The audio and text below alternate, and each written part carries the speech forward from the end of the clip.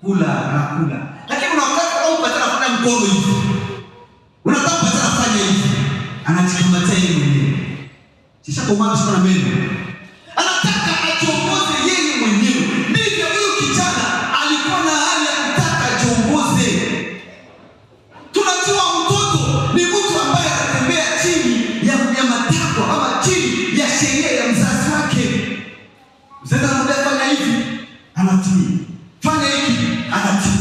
Fanya hiki, anatii. Kuja sasa nyumbani, anakueleza. Lakini ukitaka uanze kushiriki maisha yako mwenyewe, ni pale unataka kurogana mzee wako. Akikwambia kwangu kuingia saa 2, wewe ukikuja saa 3, yaani pale unakuwa sasa unataka kushiriki na wewe. Na wazazi wengine wapendeka mamlaka na wewe unataka kushiriki panga nyumba yako utakuwa unakaa kila siku saa 3. Lakini hapa kwangu sheria ilikuja saa 2. Ndivyo kijana alifangalia akasema ingawa baba yangu ana mali, ana kila kitu, lakini ni yeye na mimi ni sheria yangu. Niwe huru kusherehe mahali. Niwe huru kwa nakula sana nisikia. Niwe huru kufanya sana nisikia. Sio kwamba kila siku nitakufanya nende kwa mzazi nipatie nguo, nipatie fulana ninunue mavazi. Anataka au ndivyo kanisa la leo. Watu wengi wanataka watongoze wao wenyewe. Watu wengi wanawaambia fanya hiki, hapana. Kuja saa fulani, hapana. Ibada ni saa fulani, hapana. Fanya maombi, hapana. Nitachongoza mimi mwenyewe. Mimi nikumalia msibaki. Nitachongoza, ninajua mengi. Kanisa gani ya mkapi. Unataka uchongozi wewe mwenyewe. Ndani ya kwaya, kiongozi anasema, wewe unapinga, unataka uongoze kiongozi. Bwana usifiwe sana. Unataka uongoze kiongozi.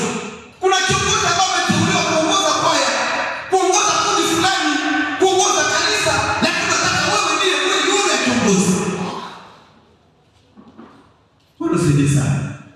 Kila mtu anataka aongoze, hawe huru. Hataki kuongozwa.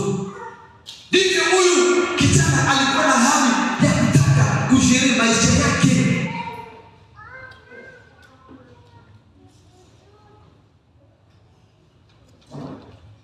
Soma kitabu cha Mathayo 11 mstari wa 6.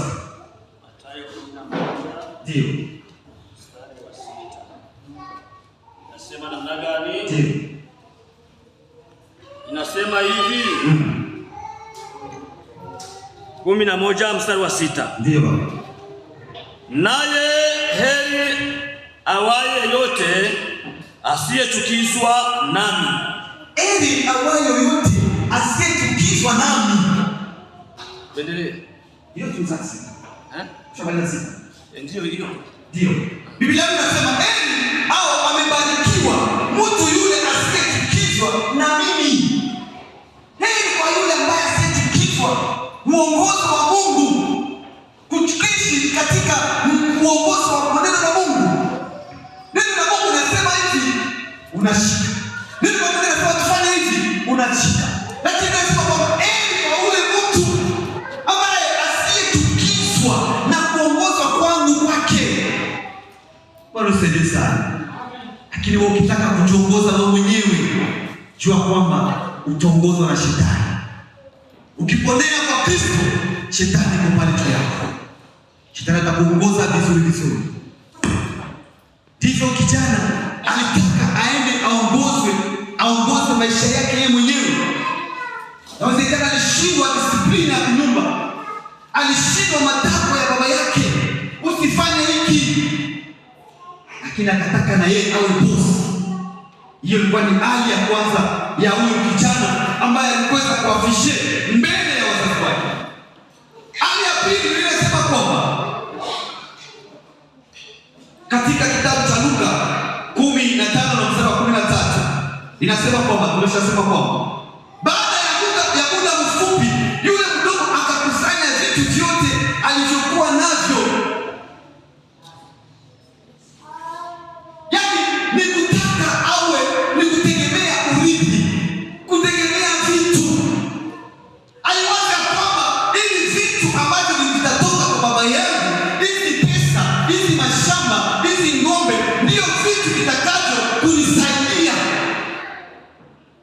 Wanasedesa.